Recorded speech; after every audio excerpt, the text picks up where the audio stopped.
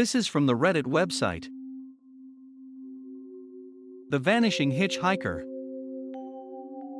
April 16, 1994, near Sydney, Nebraska, USA, the physical world. Tanner Willits was driving his pickup, alone, down one of those lonely stretches of road upon which so much of Midwesterners' lives depend and play out. It was a Saturday night, and he was coming home from the bar, enjoying a nice buzz and listening to a country music radio station. Coming around a gentle bend in the road, Tanner spotted a figure in the beam of his headlights. People walking without cars are rare in this part of the world. He slowed down as he approached and saw that the person had their arm extended, thumb out. It was a woman. Tanner turned down the music and stopped his truck right in the middle of the otherwise vacant road. The woman walked up from where she had been standing on the right-hand shoulder, while Tanner leaned over to roll down the passenger side window. "You need a ride? I'm up off of Road 129. Yeah, hop in." Tanner was proud of his truck. He'd gotten the big white F-350 off of his buddy Neil's mom, and she let him pay her down a little at a time, every 2 weeks when his paycheck came in. It had the XLT Lariat trim package with a full crew cab, 4 doors and 2 bench seats. Tanner didn't have a girlfriend, but his truck could haul around a family of 6. The woman opened the back door and slid into the rear seat. Tanner had to crane his neck over his shoulder to look at her. "You can ride up front if you want.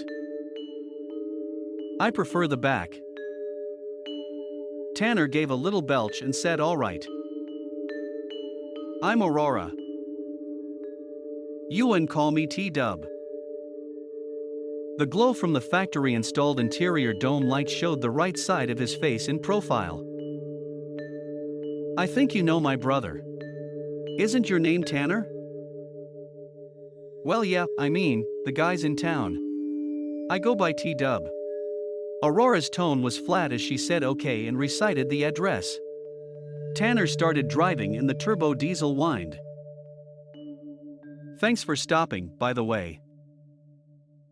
Yeah, we don't really get many hitchhikers out here anymore. Don't y'all have a car?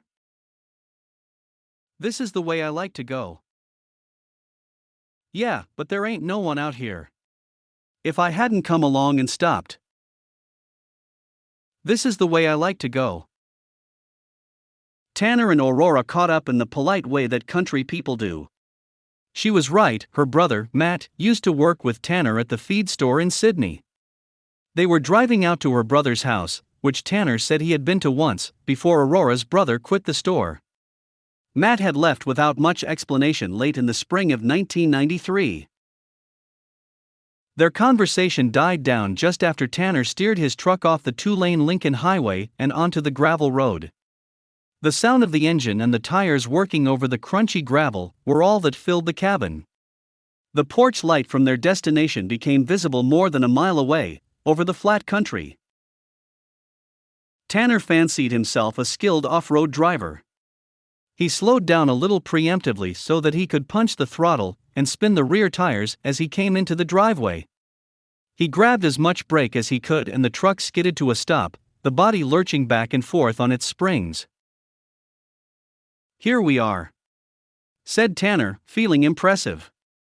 He figured the lady was scared by his driving and looked behind him to see her face. He saw nothing. He reached toward the controls by the steering wheel with his left hand and switched on the dome light. There was no one in the back seat. Leaning over the back rest of his bench seat with a grunt, he checked the floor and found only gray carpet to look at. Heart pounding from the adrenaline rush after his swift move, and now from something else he couldn't quite name, he pulled the lever to put the truck into park, opened the door, hopped down, and walked toward the porch light. Shortly after he knocked, the door was answered. Matt looked older, thinner, more haggard. He had patchy stubble growing over what Tanner remembered to be a clean-shaven face. His eyes had dark circles, and they stared in a way that was both flat and piercing. Tanner was getting weirded out. "Hey man. How you doin'?" "Hi Tanner. I'm hanging in. Hey, this is weird. I stopped to pick up this lady up there on the 395, and she said she was your sister. Matt didn't say anything. We drove straight here, man. I don't know what happened. She's not, like, inside the house or anything, is she? Aurora? She up and died. She got hit by a drunk driver while she was walking home. Coming up on a year ago now. Tanner's palms were sweaty. He flinched and then gazed in horror through the dark at something above him. The next moment, he realized that it was the black form of a crow alighting and then landing on the roof of the barn. I'm sorry, man. That's. It was the way she liked to go, I guess. You know, it's kinda funny.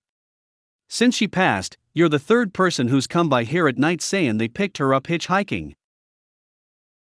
Tanner shot a nervous glance back at his idling truck. Matt continued. She still hasn't made it home.